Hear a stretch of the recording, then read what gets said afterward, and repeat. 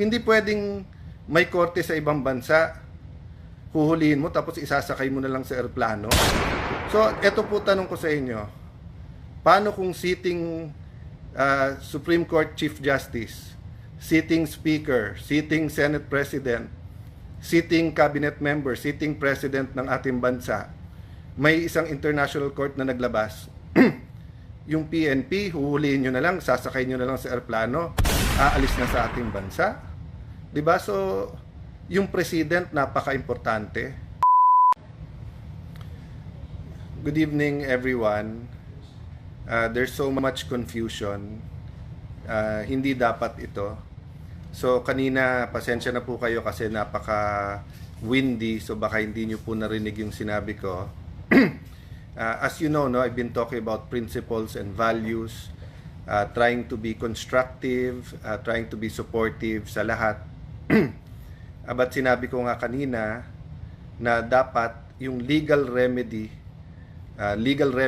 are available to everyone, and yung due process is available and guaranteed to everyone. I'm trying to be deliberate kasi nga kagabi sabi ko sa inyo, huwag emosyon, mag-isip muna. Kanina nung nag-unfold yung pag-aresto at wala pa yung warrant of arrest pero pinag-uusapan na nandyan na, I was soberly and quietly patiently listening. Yung isang channel pinila isa-isa ang mga kalaban ni President Duterte, from mga legitimate human rights lawyers, former Senator De Lima, those from the Philippine left, napakarami, and basically rejoicing. And I respect their rights, di ba? Pinaglaban nila to yung legal at sinasabing human rights sila. Pero hindi ba yung human rights due process? So let me stop there. In the first part, ang sinasabi ko, naiintindihan ko that there's always two sides to an argument. And when you go to court, kung ano man korte yon, quasi-judicial, when you go to a fiscal, when you go to an international court, precisely nga kasi hindi kayo magkasundo. So hindi ko tinatanggal sa human rights activists na meron silang pinaglalaban. Sa part 1, ito yung part 2. Yung isasakay siya sa eroplano na may petition siya sa Supreme Court at walang Philippine court na nagsasabing dapat siyang i-extradite or i-surrender sa Hague. Anong nangyari? Anong nangyari sa inyong mga human rights advocates? No? Hindi ko nilalahat kayo sa Ateneo Human Rights, alam nyong mahal ko kayo. Part ako niyan. Sa Supreme Court, marami tayong pinaglaban. Pero tama ba yon? Sasakay na lang siya sa eroplano tapos dadalhin doon. May petition siya sa Supreme Court. Walang korte, ni isang korte sa Pilipinas na verify muna yung warrant of arrest na yan. Hindi ba nangyari na sa atin dati yan na may extradition from the US at nilitigate pa dito? So, yun po ang sinasabi ko kanina na pray for the country, we're in a crossroad, pray for the PNP, pray for our courts, pero may pinaka-minimum. Ang pinaka-minimum is due process and letting everyone avail of the legal remedies. Hindi pwedeng may korte sa ibang bansa, huhulihin mo tapos isasakay mo na lang sa eroplano. So, eto po tanong ko sa inyo. Paano kung sitting Supreme Court Chief Justice, sitting Speaker, sitting Senate President, sitting Cabinet Member, sitting President ng ating bansa, may isang international court na naglabas, yung PNP, huhulihin nyo na lang, sasakay nyo na lang sa eroplano, aalis na sa ating bansa? Diba? So, yung President, napaka-importante. Kung anong pinapakita natin sa lahat. So, sa akin, I continue to pray tonight. I appeal to everyone involved. Sinabi natin sa lahat, mahinahon, wag mapusok ang damdamin. Pero hindi ibig sabihin no, na pabayaan na lang natin kung may injustice na nangyayari. So, yun ang challenge ko ngayon sa mga human rights advocates. Hindi ba nung nasa DFA ako, kahit we disagree, pinaglalaban ko na makapagsalita kayo sa mga foreign, sa mga ibang bansa, sa mga embassy, sa human rights sa Geneva. Winelcome namin kayo. Sinabi ko sa mga embassy doon, kahit we don't agree, pasalitain sila. O, di ba may due process? So, I understand na happy kayo na may warrant of arrest. Happy din kayo na makakasuhan and the former president will now have to face that. But hindi ba part of facing it is kompleto muna legal remedies niya ngayon? So, di ko lang alam baka may nagsasalita na, baka tahimik pa. Tinitignan ko sa TV bago ako umalis kasi meron pa akong taping at appointment tonight. Tinitignan ko walang mga human rights na nagsasabing tama yung warrant of arrest pero sandali lang, mali na, sinakay nyo na lang sa airplano at padadala nyo sa ibang bansa. Yung ang PNP pagka may hinuli, di ba, na aktivista, sabay-sabay na lahat ng mga human rights activists na ba't nyo hinuli, give them kailangan may abogado sila, kailangan due process, nabasahan sila and everything ganyan, no? So kanina binasahan ng Miranda rights, may warrant of arrest, so okay yon. Pero yung isasakay mo sa airplano, anong korte sa Pilipinas ang nag-order nun, di ba? So fellow lawyers, it doesn't matter if we're pro-admin, pro-Duterte, neutral, etc. Ang pinag-uusapan na dito, ano yung batas ng Pilipinas. And ako personally, I'm so uncomfortable. I'm much more than that, but I'm just trying to maintain my cool na pwede talagang a foreign court will order tapos arestuhin mo dito. Sige, sabihin mo pwede yon, but hindi ka pwedeng pumunta ng korte at hindi pwedeng i-sort out muna ng korte yon. Bigla mo na lang isasakay sa airplano. No wonder si Kitty sabi niya, this is the plane na kinidnap yung yung tatay ko, di ba? Pag sinabi mong kidnap, I'm not talking about the legal term, yung colloquial term, no? Yung ordinary meaning ng Pilipino. Kapag ka may legal authority ka na kunin yung isang tao, hindi kidnapping yon, di ba? So, maa-argue na kailangan arestuhin kasi nga, yun ang interpretasyon ng gobyerno natin ngayon, tapos whether sa krame or kung saan man siya i-detain, di ba? Pero yung hindi mo binigyan ng 24 hours yung kanyang mga legal counsel na questionin to sa korte. So no wonder yung bata kidnapping ang tawag, and I think many Filipinos will interpret it that way, no? So hindi ako pwedeng hindi magsalita kasi parati namin sinasabi sa aming show Cayetano in Action with Boy Abunda na yung tama, tama. Yun din ang turo ng tatay ko, yung tama, tama. Yun din ang nasa Biblia, kung anong tama ay tama.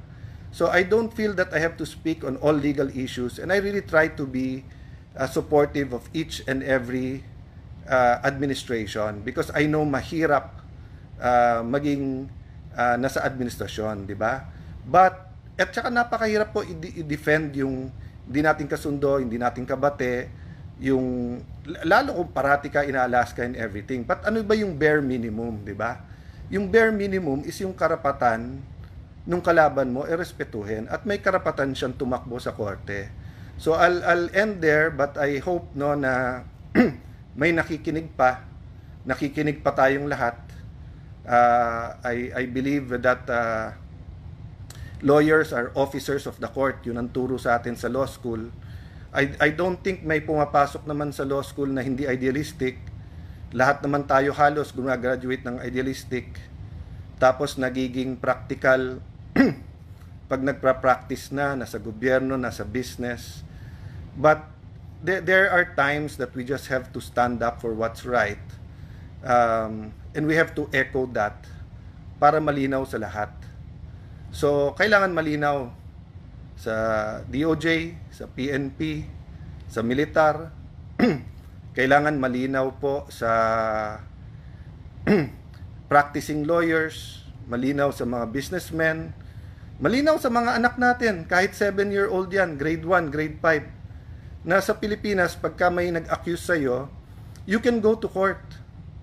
pagka hindi malinaw, katulad ngayon, there's so much confusion, you have a court, you have a system that's working, that you can go to and you can run to, and you give them reasonable time. Di naman namin sinasabi na 15 days, 30 days, 2 months, hindi nag-action yung korte.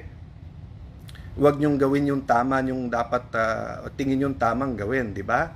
Pero yung kalilipad lang galing dito, yun nga, 80 years old, kailangan ng medical attention, tumakbo na yung mga lawyers sa korte, bigla nyong isasakay sa airplano, tapos dadalhin nyo na sa Hague. I mean, alam ko serious yung charges. Isa po ako sa nagtanggol dyan, at isa po ako sa who listen to criticism, and I also criticize behind closed door, and I also drew the lines, no? Having said that, there was always a court to go to, and there was always palitan ng kuro-kuro, palitan ng ideas, palitan ng akusasyon para mapag-usapan, 'di ba? So si President Duterte, former President Duterte, iba magsalita sa human rights. Ako, I've always respected you. Kahit magkabila sa politika, I've always said na trabaho nyo yan. Kahit yung tatay ko noon, ang daming mga controversial cases, yung ibang human rights lawyers, ite-take nila kahit na ang baho-baho, kahit ang galit na galit yung tao doon sa accused, meron abogado, I have to defend their rights. At tinuruan niya ako na respetuhin mo yung mga yan, Alan, kasi kailangan may magtanggol ng basic rights nila. So, pinakasimple lang sa akin, hindi ba basic right ng kahit sinong Pilipino, much more a former president, di ba? Hindi ba basic right niya naman na he can go to court and ask the court to interpret bago nating gawin? Paano po kung 1,000 ang gustong ipadampot ng ng ICC na yan? So, 1,000 eroplano na ba ang nakahanda para ilipad isa-isa? At hindi na pwedeng pumunta sa korte? Baka sabihin nyo sa iba sa inyo na absurd naman yung sinabi mo, Kuya Alan. Hindi po, sa debate po may tinatawag na argumentum ad absurdum. You bring the argument to the absurd para nga you can assess kung yung ginagawa mo tama, 'di ba? So let me pose that question. If the ICC now orders the arrest of the whole Supreme Court, they order the arrest of the whole Congress or Senate, they order the arrest of a sitting president, will we now arrest them and put them on a plane and send them there? Sabihin nyo, absurd. Hindi So, nung 2022, halimbawa, nung bago yung administrasyon, you have 2 congresses who supported PRD.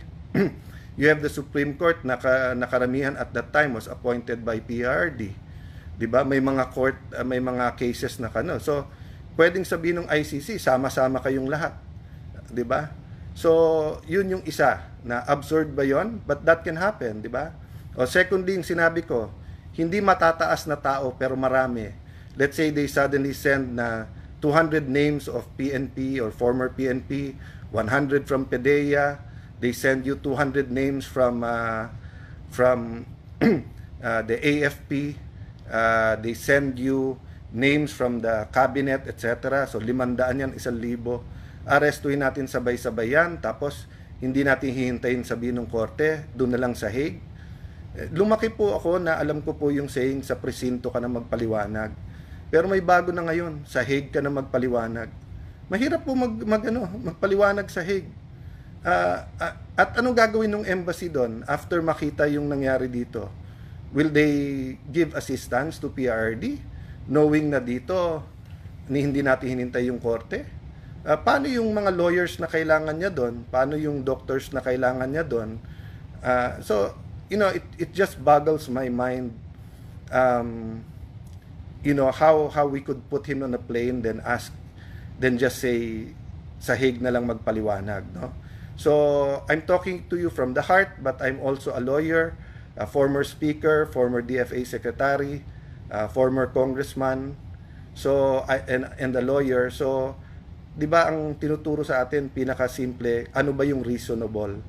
So, hindi ba reasonable na patulugin siya, na may doktor, let him get some rest, see what will happen tomorrow sa Supreme Court, see what the lawyers from both sides do in terms of seeking legal remedy, then give everyone due process, and then sort out the confusion, di ba?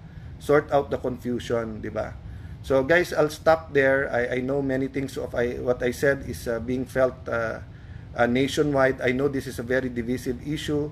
I'm looking at Facebook before I decided to speak. Hating-hati or mas maraming iba-iba, but yung point ko nga pagdating sa due process at legal remedies, hindi dapat tayong hati-hati, 'di ba? Hindi dapat tayong doon. Dapat yung pinaka-simple na let me leave you with this. Ang Diyos ay all-knowing. Alam niya na kinain ni Eva at Adan yung forbidden fruit. Pero ano sabi ni Lord? Nasaan kayo? Ba't kayo nagtatago? Tapos nung sinabi ni Adam and Eve, we're hiding, we're naked, sabi niya, why are you naked? Alam na ng Diyos kung ano nangyari, pero binigyan pa rin niya ng due process si Eva at Adan by asking them. So when the lawyers go to the court and saying, ano ba tong warrant? Ano ba tong ICC? Tama ba? Meron bang jurisdiction? So, ngayon sa media nag-argue lahat ng abogado okay lang yon para maintindihan natin. Pero, pagka nilipad mo na, mutin academic na, ang Hague ba susunod? Pag sinabi ng Supreme Court, ibalik mo yan? Ang sasabihin ng Hague, kami na may jurisdiction dyan, no? So, I don't think may conflict yung sabi, Roy, umiyak ka lang dyan, wala ka nang magagawa kahit lumuha ka ng dugo. Hindi totoo yun, Roy. Una-una po, ang pag-iyak sa bayan, pag-iyak ng puso namin dahil nga walang due process, para sa atin lahat yun, para din sa iyo. Kung ikaw o kamag-anak mo ihulihin tapos sabihin sa iyo, sa Hague ka na magpaliwanag. So, ganito din po ako kung ang hinuli ay taga-admin ngayon. Ganito din po ako kung ang hinuli ay kalaban namin sa Taguig. Siguro wala lang ganitong public attention dahil hindi natin papansinin lahat, di ba? Patunayan kung mali, simple lang po. Pumunta ka sa law school, kahit sinong teacher sasabihin sa yung mali kasi may due process dapat, di ba? Due process, there is no power in this world that is above due process. Not the United States of America, not the United Nations, not NATO, not the ICC. Sabi ko nga sa inyo, ang God above us Pero makikita mo, all throughout the Old and New Testament, may due process siya. Di ba? Nagtatanong muna at binibigyan tayo ng tsansa. Of course, tayo guilty, no? So mga kapwa, mga kapatid na abogado, regardless po kung administration tayo, position, and I'm not speaking against any one person or any one group. I'm just saying mali. Ang tama ay tama at mali ay mali. So, tanong ni Leslie, may TR no ba Supreme Court? Sa pagkaalam ko, Leslie, wala pa. Pero ang pagkaalam ko, you give them reasonable time. Ang problema kasi pag nasa airplano at lumipad na, susunod ba yung piloto pag sinabing may Supreme Court, TRO, wala ka na sa jurisdiction ng Pilipinas. Pag nandun sa Hague, pag nag-utos tayo sa Interpol, ibalik nyo si Duterte dito, ibabalik ba nila? 'Di ba? So, 'di ba nangyari 'yan sa gusto ng US kunin na kaagad si Congressman Jimenez? Ang haba pa ng proseso na nangyari. Kasi nga binigyan pa nila ng lahat ng pagkakataon dito sa korte na magpaliwanag muna at kung tama yung extradition or hindi, 'di ba? Sabi do meron na daw. So kung meron good. I really don't know. That's why I said may meron pong confusion ngayon. Ang point lang po namin mga abogado, may legal remedies hindi mo pwedeng i-deny at saka yung due process. So yung due process pumapasok yun kung ibibigay mo yung legal remedies, 'di ba? So kung sasabihin mo, sige Alan, pwede ka magpaliwanag sa korte. Pero tatalian mo ako, bubusalan mo ako, plaplatan mo kotse ko at hindi ako makapunta sa korte para i-file, 'di ba? So ano kaibahan 'yon pag sinakay mo siya sa eroplano at wala na siya dito, 'di ba? So I'm not saying he shouldn't face that. I'm saying if the court says and it's all legal, yun, 'di ba? Hindi ako naniniwala na kung ano ang sigaw, kung ano yung majority, kung ano yung tama, 'di ba? So let me stop there and ask everyone to say a prayer. No, not for any specific group or political leaning. Say a prayer for our judicial system, say a prayer for our country, say a prayer for our children kasi nanonood sila dito. God bless you guys. Good night po.